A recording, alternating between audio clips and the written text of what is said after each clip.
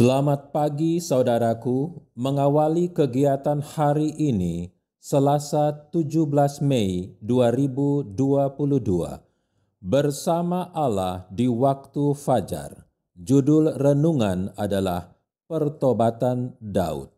Firman Tuhan dalam kitab Mazmur 40 ayat 13 dan 14.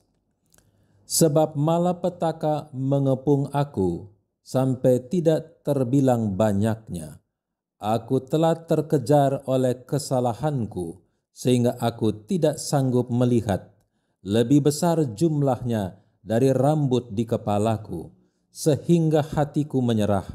Berkenanlah kiranya Engkau, ya Tuhan, untuk melepaskan aku. Tuhan, segeralah menolong aku. Mari kita dengar ulasannya. Di sepanjang generasi-generasi yang berikutnya, orang-orang kafir telah menunjuk kepada tabiat Daud yang ternoda itu dan telah berseru dalam kemenangan dan cemoohan, inilah orang yang diperkenankan Allah. Tetapi sejarah tentang Daud tidak memberikan persetujuan kepada dosa. Pada waktu ia berjalan sesuai dengan nasihat Allah, ia disebut sebagai seorang yang dikenan Allah.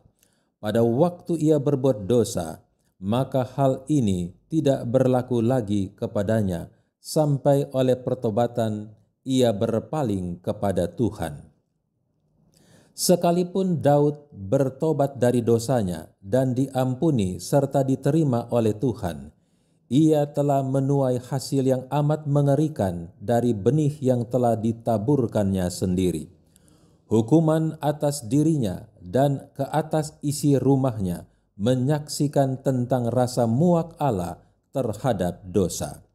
Saudaraku, Allah bermaksud sejarah kejatuhan Daud itu akan berguna sebagai satu amaran bahwa sekalipun mereka yang telah diberkati dan dikasihi oleh Allah, hendaknya jangan merasa aman dan melalaikan doa dan sikap waspada. Dan dengan demikian itu telah terbukti kepada mereka yang dengan rendah hati telah berusaha untuk mengambil pelajaran yang Allah mau berikan dari generasi kepada generasi. Ribuan orang telah dituntun dengan cara demikian untuk menyadari akan bahaya yang sedang mereka hadapi dari kuasa si penggoda itu. Pertobatan Daud sangat dalam dan sungguh-sungguh. Tidak ada usaha untuk mencari dalih atas kejahatannya.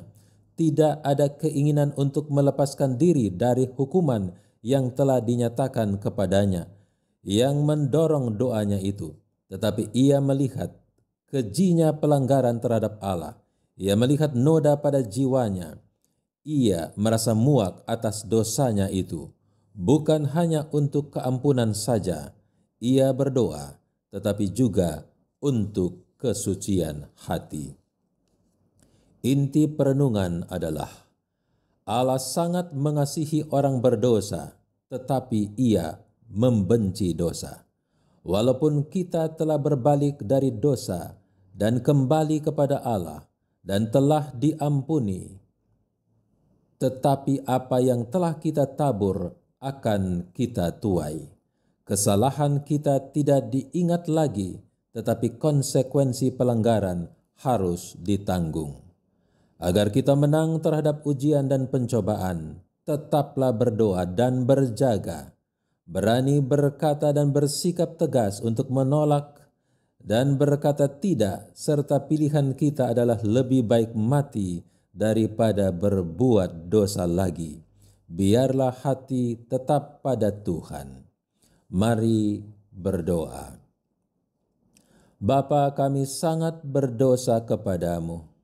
Kasihanilah dan tolonglah kami untuk sanggup berdiri bagi Tuhan. Kuduskan kami dengan kuasa firman-Mu, dan jadilah kehendak-Mu bagi kami hari ini. Dalam nama Yesus Kristus, amin. Demikian perenungan kita hari ini. Tuhan Yesus memberkati. Shalom.